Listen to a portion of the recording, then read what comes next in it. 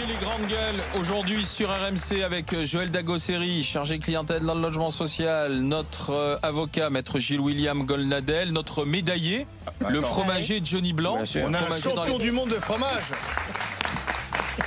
Au minimum. T'as présenté quoi unique? Des fromages de chèvre uniquement? Oui, tout à fait. Oui. Avec des spécificités, des particularités? Oui, on a présenté en fin de compte des fabrications différentes, en fin de compte du lactique affiné normal comme un motet. Et dans le chèvre, les Italiens ne sont pas mauvais non plus. Hein. En Sicile, on n'est pas mauvais. Et hein. je dis pas qu'ils sont mauvais. Parce que tu roules un peu. Hein. Ils sont pas mauvais en attendant. En attendant, qui l'a eu la médaille, c'est Bibi. C'est Joël. La médaille pour Johnny, le fromager des DGG des grandes gueules. Allez, le monde de Macron tout de suite. RMC les grandes gueules. Ce que je veux, c'est que vous alliez le faire gagner. Le monde de Macron. Vive la République, vive la France. Dans le monde de Macron, vous savez qu'on a eu hier un discours de politique générale de la part du Premier ministre Édouard Philippe qui a commencé avec le mot urgence et ensuite il a annoncé une accélération écologique. Il faut aller plus vite, plus loin, plus fort dans la transition verte avec le plastique. Avec une mesure concrète, il n'y en a pas eu 50 000 hier annoncée par Édouard Philippe. Il y a une volonté d'accélérer, mais quand on regarde concrètement ce qu'il a annoncé, c'est quand même relativement timide. En revanche, il y a quand même une mesure qui a été annoncée, c'est la fin de tous les produits en plastique jetable dans l'administration. Alors pourquoi uniquement l'administration, on ne sait pas, à compter de 2020. C'est-à-dire par exemple, ce gobelet en plastique que nous utilisons le matin pour boire de l'eau, bien entendu, je précise, eh bien, ça sera fini. Quand on vous voit, on peut en douter, effectivement. Ça sera fini dans un an dans l'administration. Le fonctionnaire ne pourra plus prendre son petit café du matin. Ça va être sympa. Dans va ce gagner des gobelet. heures Ça de va être boulot, sympa. hein. France Inter, ils pourront pas, mais nous, on continuera. La vengeance À France Inter. Voilà, et la touillette et le gobelet terminé. Allez. Mais pourquoi uniquement dans les administrations? Oui, pourquoi Alors, sachant que, tiens, regarde, Et pourquoi pas? mais tu sais pourquoi? Par exemple, bouteilles, pailles, sacs, le Canada veut les interdire, articles en plastique à usage unique dès 2021. Et partout. Sachant que la France est le pays du pourtour méditerranéen qui produit le plus de déchets plastiques dans la Non Méditerranée. mais simplement, si l'État veut montrer l'exemple. Non, bien L'idée sûr, c'est de dire, avant de demander aux citoyens lambda Bien sûr. de plus utiliser, moi je trouve que c'est plutôt vertueux que l'État montre Non, l'exemple. et Joël. Il faut pas faire n'importe quoi non plus. Bah, parce déjà, on va que- gagner du temps, parce que le fonctionnaire qui ne sera plus à la machine à café, je vais te dire, ça va gagner du temps, parce qu'il faut que ça. Ouais, il aura un gobelet en- Mais non, mais il y a les gobelets en carton. Il ira quand même. Mais alors, ce message anti-fonctionnaire. Mais si, Vraiment. attends, t'arrives le matin, hein, un petit café à 9h30, à 9h45. Voilà comment parle le fonctionnaire selon C'est Joël. comme ça qu'elle me plaît. Et puis à midi, l'heure du déjeuner arrive rapidement. Ouais, oui. Non, mais sérieusement, bon, c'est une très bonne mesure, hein, mais moi, sur la transition écologique, moi, j'ai l'impression qu'on est toujours on est toujours un peu en retard, je trouve. Et je trouve qu'on a des mesures qui comptent, certes, mais un peu des années galop. Parce que moi, je pense que ce qui nous attend, c'est plutôt de la transition. Quoi, c'est Des vrai. années quoi? Galop. James Brown, get up. Des années get up. Get up. C'est pas galop, hein. Je suis là, je cherchais des années galop, galop. Pourquoi elle parle du cheval? Moi, j'avais renoncé à comprendre. Mais non, mais parce qu'on n'est pas dans l'avenir. L'avenir, c'est la pollution numérique. J'arrête pas de le dire, parce que je m'en suis rendu compte. La pollution numérique, la gestion des données, les data centers. Qui émettent énormément d'énergie, effectivement, oui. Là, on nous parle de smart cities, c'est-à-dire qui vont gérer énormément de données. Et tout D'accord, ça, mais c'est de la- on est Oui. loin du gobelet, hein, si je peux Oui, me mais permettre. oui, mais justement. Mais c'est toi, ça que tu je dis serais qu'on doit prête. gagner Non, galop. mais alors, tu serais Mais- prête à chez toi, par exemple, ne plus utiliser de plastique là Ah bah, aujourd'hui? Oui, mais bien sûr. Et pourquoi pas? Déjà, je n'en utilise pas beaucoup chez moi. Enfin, je veux dire, Une je bouteille d'eau en fais la- plastique? Oui, bien sûr, bien Ah sûr. oui, c'est surtout Mais les gobelet bouteilles en d'eau. plastique, tout ça, c'est plutôt ce qu'on va utiliser pour des fêtes ou quoi. Enfin, les parce que pique-niques. je fais la vaisselle. Mais Johnny, toi, Mais est-ce que dans le fromage, tu utilises du plastique pour. Non, pas oui. dans le fromage. Non, On mais enveloppe pour, pas les scènes, on évite d'en mettre dans le fromage. pour envelopper les Mais fromages. c'est vrai les qu'aujourd'hui, enveloppes, on voit bien que quand tu livres, je vais te dire, un magasin, si tu bosses avec la grande distribution, si tu livres le rayon coupe, tu touches 10-15% de la clientèle. Tu livres le rayon libre-service, tu touches 100% de la clientèle. Et donc, forcément, le libre-service, il faut que le fromage soit conditionné. Donc, effectivement, Et c'est dans des- du papier, c'est ça des va co- pas dans du... Mais non, tu peux, enfin, bien carton. sûr qu'il y a des fromages, on va aller dans du papier, mais tout le fromage peut pas être renfermé dans un papier étanche. il faut des coques qui sont ventilées, qui permettent que le fromage continue à s'affiner. Donc il n'y a pas d'autres solutions que le plastique? Il y a forcément d'autres solutions. Il y a des coques en bois, mais après, tu vois plus le produit en transparence. C'est difficile à vendre après. Moi, je veux savoir, pour une compliqué, entreprise comme toi, par exemple, parce que j'imagine que tu investis, Oui. si tout d'un coup on te dit c'est terminé le plastique. Si tu viens d'investir, je sais pas, 100 000 euros dans une thermocelleuse, tu t'es mis 100 000 euros pour rien, quoi. Si demain c'est interdit. Et je pense que. Donc il faut quand même accompagner. Je pense que c'est le problème de politique. Voilà, c'est toujours du court terme et réaction à l'émotion, tu vois. Alors les verres ont fait 15%, on interdit le plastique dès le lendemain. Sauf qu'ils ont oublié un petit truc, le fait de ramener toutes les bouteilles consignées, je vais dire au supermarché. Moi, je vais dire par exemple cette semaine. Ma commune vient de me livrer ma belle poubelle jaune pour que je mette tous mes emballages plastiques dedans. Et eux, donc, ils ont investi dans ce circuit de ramassage et tout ça. Et derrière, ils revendent la matière. Ouais. Et donc, à partir de demain, je la ramène au supermarché, ce qui veut dire que mes poubelles restent vides. Ils ont investi tout ça pour rien. Donc, je pense qu'il y a vraiment un manque de concertation avec les élus locaux, savoir comment on réagit. On décrète un truc, ça y est. Oui, on le décrète, on peut dire dans 1 an, dans 2 ans. Sachant que ces fameux containers jaunes dans lesquels on met du plastique, finalement, on s'est aperçu que c'était pas très vertueux non plus, parce que on a retrouvé des déchets plastiques français en Malaisie, en Indonésie, en Inde, parce qu'ensuite ils sont expédiés, on ne sait pas trop ce que ça devient. On s'en débarrasse, quoi. Il faut aller vite là-dessus, Johnny Blanc, William Goldnadel. Oui. Non, écoutez, moi, je suis pas expert. Le principe. Mais tu fais attention. Ah oui, moi je suis pas fanat du plastique. Je préfère boire dans une bouteille de verre que dans une bouteille de plastique, par exemple. Donc et je n'aime pas beaucoup du plastique dans la mer. Donc la pétition de principe, je ne sais pas qui pourrait militer en faveur du plastique. Je n'en connais pas beaucoup, moi, à part les fabricants de plastique. Bon. À partir de l'industrie aussi, c'est de l'emploi. Bien sûr, non. Donc c'est pour ça que je dis que j'ai aucune expertise pour dire est-ce que c'est possible, est-ce que c'est réalisable à court terme, etc. La vision me paraît convenable.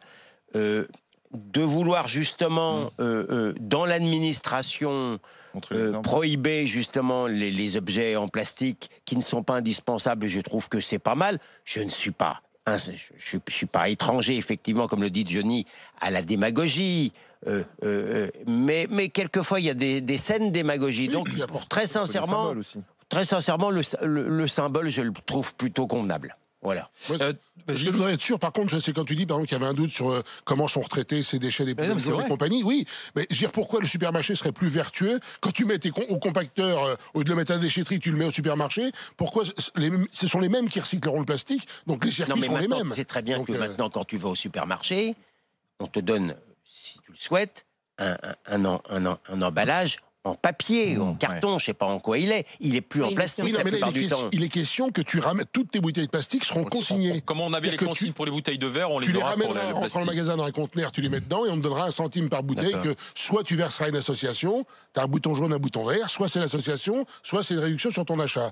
Et donc ça veut dire que tout ce que tu ramènes comme plastique ici, pourquoi ce serait plus vertueux en recyclage dans ce principe-là que quand tu le mets à la déchetterie? Je ne sais pas. Et puis dans le monde de Macron, dans le discours de politique générale hier du Premier ministre, il l'a confirmé, la PMA sera déposée, le projet de loi sur la révision des lois de bioéthique est présenté en Conseil des ministres fin juillet.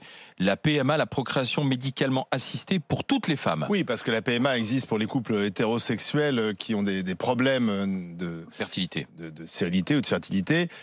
Et donc là, ça sera étendu aux femmes. C'était une promesse du candidat Macron. Alors jusqu'à présent, on l'avait un peu mis de côté. C'était pas la priorité. On sait que la gauche, notamment le Parti socialiste, poussait pour qu'enfin il y ait un calendrier, et même l'aile gauche d'En Marche. Et là, donc, Édouard Philippe a fixé le calendrier. Le projet de loi en juillet, le vote en septembre. Est-ce que vous pensez que ça va provoquer des polémiques, des manifestations comme on se souvient des mariages pour tous, hein, ça avait été très interminable. Est-ce qu'on est parti sur ça? Une nouvelle fracture sociétale? Moi, c'est bien ce dont j'ai peur, c'est que ce soit encore la porte ouverte à toutes les fenêtres des dérapages verbaux, comme on a pu en entendre, parce qu'il faut bien se rappeler qu'il y avait des choses ignobles dans la manif pour tous, comme le fait que l'homosexualité, ça légalisait le mariage homosexuel, c'était légaliser l'inceste, c'était des animaux, c'était une maladie qui se propageait. Enfin, on a quand même entendu des vertes et des pas mûres. Donc, j'espère que ça va être un débat, oui, mais un débat quand même moins. Après, on peut être contre la PMA pour toutes. Oui, bien sûr, mais avec des arguments. Oui, bien sûr, mais voilà quelque chose de moins insultant pour toutes ces personnes qui attendent la PMA pour toutes. Personnellement, je suis ni pour ni contre. Je trouve que si une personne a besoin, si un couple homosexuel a besoin de passer par là pour avoir un enfant, eh ben qu'il le fasse. Ce que moi je regrette, et ça c'est depuis longtemps, c'est que l'adoption en France soit tellement compliquée, soit beaucoup plus compliquée, c'est-à-dire qu'on invente entre guillemets toujours des manières de plus en plus faciles d'accéder à l'enfant, alors que l'adoption reste très compliquée, notamment la PMA qui va concerner des femmes seules aussi.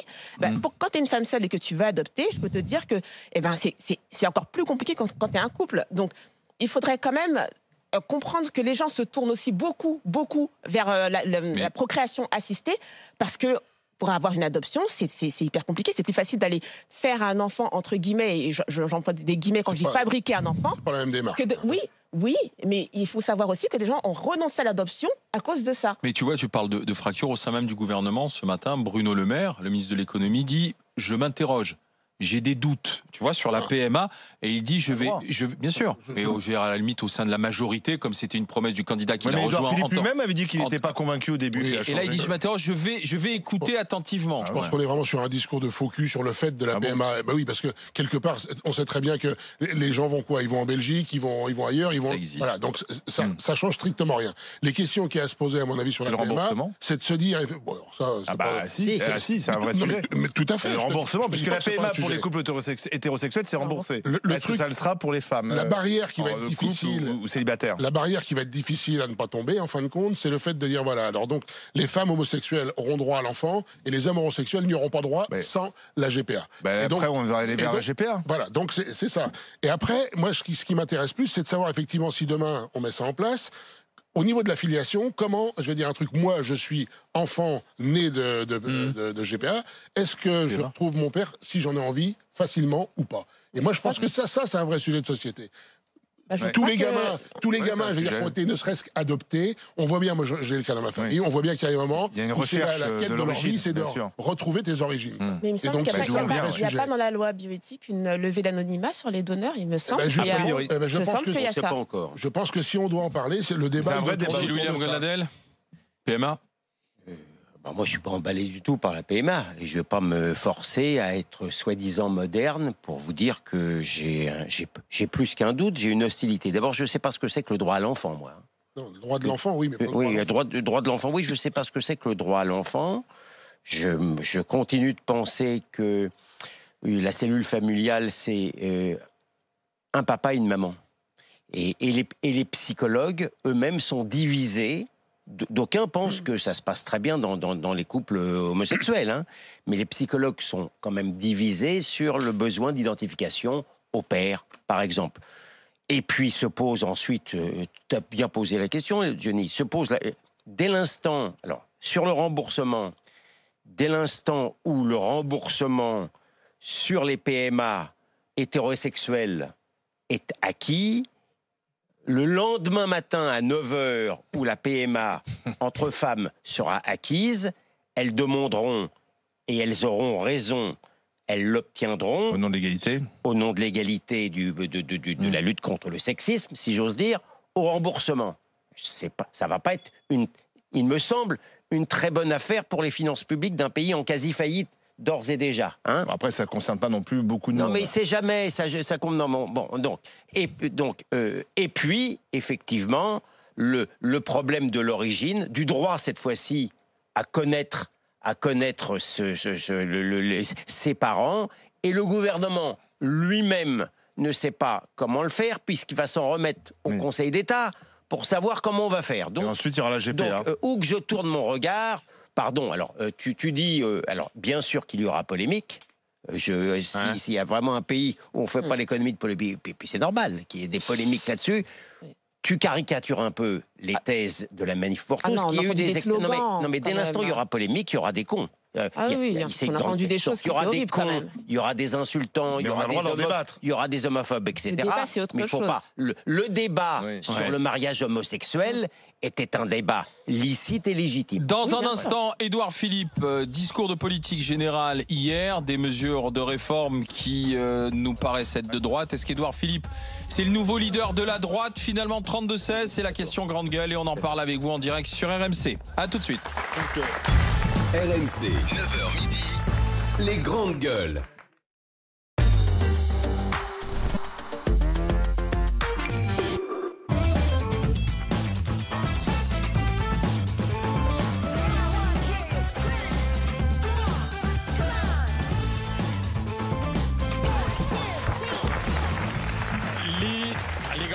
c'est sur RMC, pour la radio RMC Story, pour la télé, le show qui vous parle et qui parle de vous. Nous sommes aujourd'hui avec Johnny Blanc, fromager dans les Deux-Sèvres, Joël Dagosseri, chargé clientèle dans le logement social, l'avocat maître Gilles William Goldnadel. Dans le grand oral des GG tout à l'heure, notre consoeur Sophie Coignard qui vient nous raconter Benalla, la vraie histoire en intrus au cœur du pouvoir, le parcours, l'ascension de cet homme dont la France a découvert le nom un 1er mai après avoir donné du poing et de la matraque contre un couple et des manifestants à la contre-escarpe. Et elle vient nous raconter les dessous de cette histoire. Oui, elle dit en fait, Emmanuel Macron, c'est le bienfaiteur de Benalla. Si Benalla est arrivé au cœur du pouvoir, c'est parce qu'Emmanuel Macron l'a voulu. Peut-être parce que le président se sentait seul et que Benalla s'était rendu indispensable. 27 ans, il est étonnant ce garçon. Sophie Coignard, les secrets de cette histoire, tout à l'heure avec nous donc dans le grand oral des GG. 11h-5 le match. Vous m'envoyez match par SMS au 7 32 16 et je vous envoie du côté d'une des plus belles plages du bassin d'Arcachon. 2 jours, 2 nuits à l'hôtel Les Bains d'Arguin-Talazur. C'est un 4 étoiles avec l'accès à la mer, le spa, les soins d'eau de mer, le hammam, le sauna, le parcours marin. C'est pour vous. Donc match par SMS au 7 32 16 pour jouer avec les grandes gueules à 11h-5. À 11h-20, les GG veulent savoir pourquoi le délit de fuite est devenu la première infraction routière en France. Que se passe-t-il? Qu'est-ce que les conducteurs ont à se reprocher? Pourquoi ne s'arrêtent-ils pas une fois qu'il y a l'infraction est commise? On en parlera avec vous au 32-7. Des témoignages. Tiens, vous êtes gendarme, policier, vous nous dire comment vous les vivez, ces délits de fuite, pourquoi vous y êtes confrontés. 32-16 pour témoigner avec les GG. La question grande gueule. La droite qui est en pleine panade et qui se cherche un leader, peut-être qu'elle l'a trouvé, que ce leader, il est d'ores et déjà à Matignon et qu'il s'appelle Édouard Philippe. Le Premier ministre est-il aujourd'hui le leader de la droite? 32-16 RMC.fr pour répondre à cette question grande gueule. RMC, la grande gueule du jour. Nous avons choisi de concentrer l'intégralité de la baisse de l'impôt sur le revenu annoncée par le président de la République sur les classes moyennes qui travaillent. Nous maintiendrons donc la possibilité d'un départ à 62 ans en ne bougeant pas l'âge légal, mais nous définirons un âge d'équilibre et des incitations à travailler plus longtemps. Vous savez, mesdames et messieurs les députés, qu'il arrive parfois qu'on invective le Premier ministre lorsqu'il s'exprime, peut-être pour essayer de lui faire perdre son calme. C'est peine perdue. Je suis inénervable. Ah, j'adore. Voilà. Ah là là. Ne vous en déplaise. Et elle vous a plu celle-là, hein. Inénervable Édouard Philippe, et qui réforme et qui fait les réformes que la droite n'a pas faites finalement. Oui, la réforme de l'assurance chômage, Sarkozy voulait la faire, il ne l'a pas fait. La réforme des retraites, nous faire travailler plus longtemps. Alors Sarkozy l'a fait, il est passé de 60 à 62 ans. Bon, c'est très bien que la droite voulait aller plus loin. Eh bien là, il y a une réforme avec la volonté de faire travailler plus longtemps les Français. La baisse des impôts, Sarkozy lui, il avait augmenté les impôts, Hollande encore plus.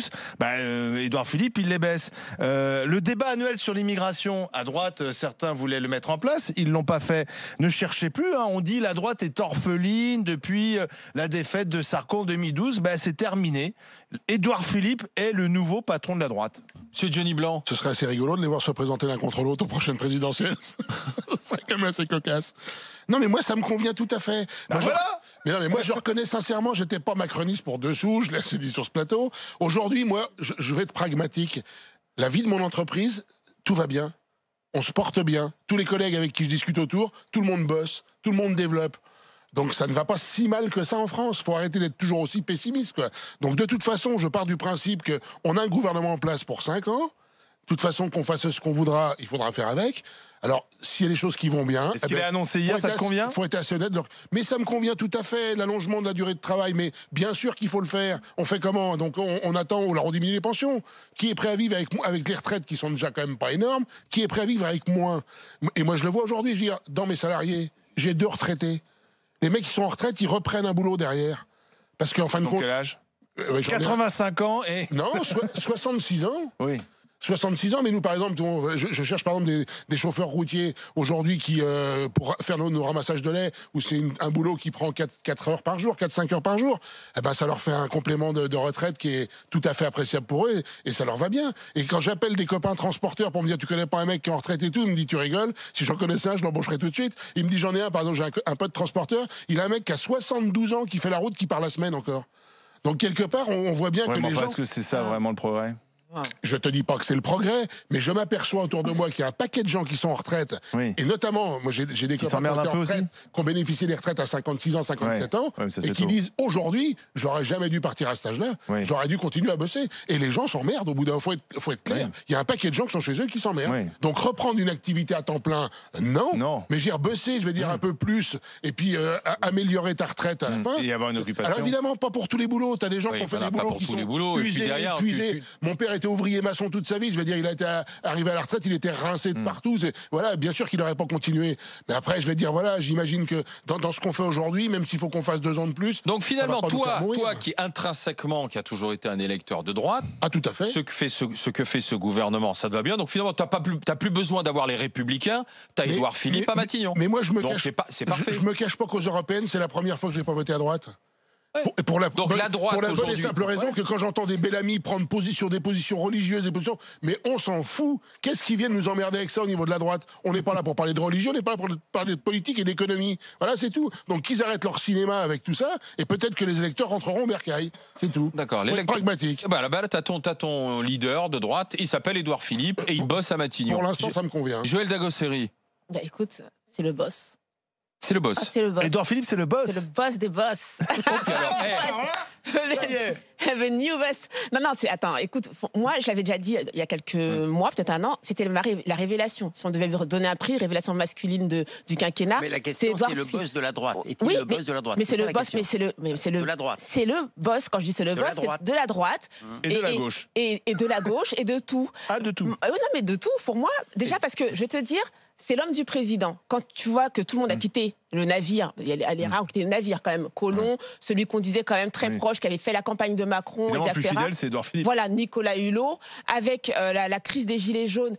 Il est droit dans ses bottes, mais pas aussi rigide que Juppé, tu vois, il y a pas, il est cool, il est à la cool, mais par contre, il tient le coup. Donc pour moi, c'est Doudou à la cool. Doudou, il est cool. Doudou, il est cool. Il est cool, il tient le coup, il s'est amélioré avec le temps. Je note une évolution, notamment dans son élocution. Oui, il s'est affirmé. Il s'est affirmé.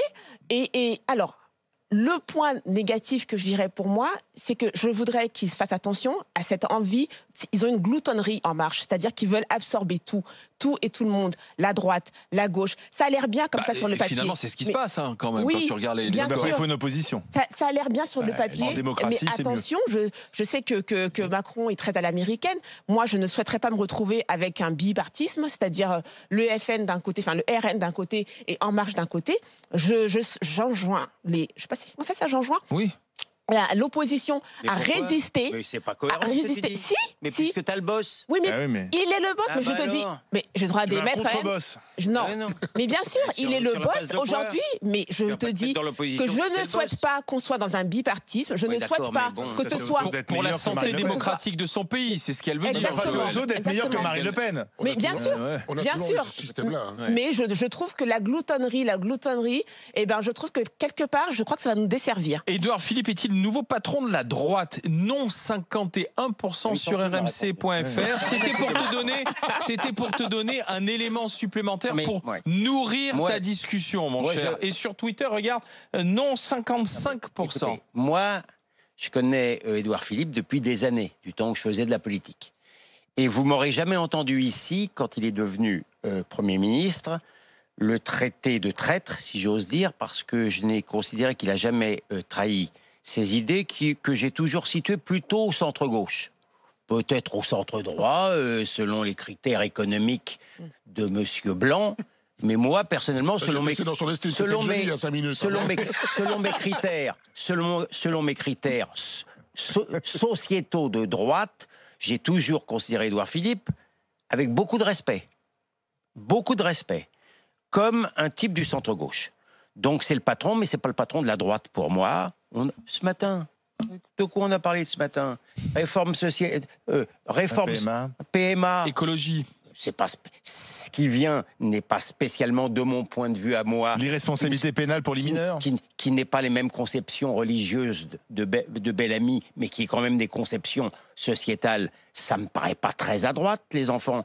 Sur l'irresponsabilité des mineurs, je trouve pas cette trace à droite. T'es bien gentil pour un débat annuel sur l'immigration, mais ça ne suffira pas par rapport à mes préoccupations d'identité et de sécurité. Donc, ça ne sera certainement pas non plus mon patron. Et sur le plan économique, Johnny, je trouve quand même que tu te contentes de peu. Alors certes, si tu te compares, attends, je vais jusqu'au bout. Hein.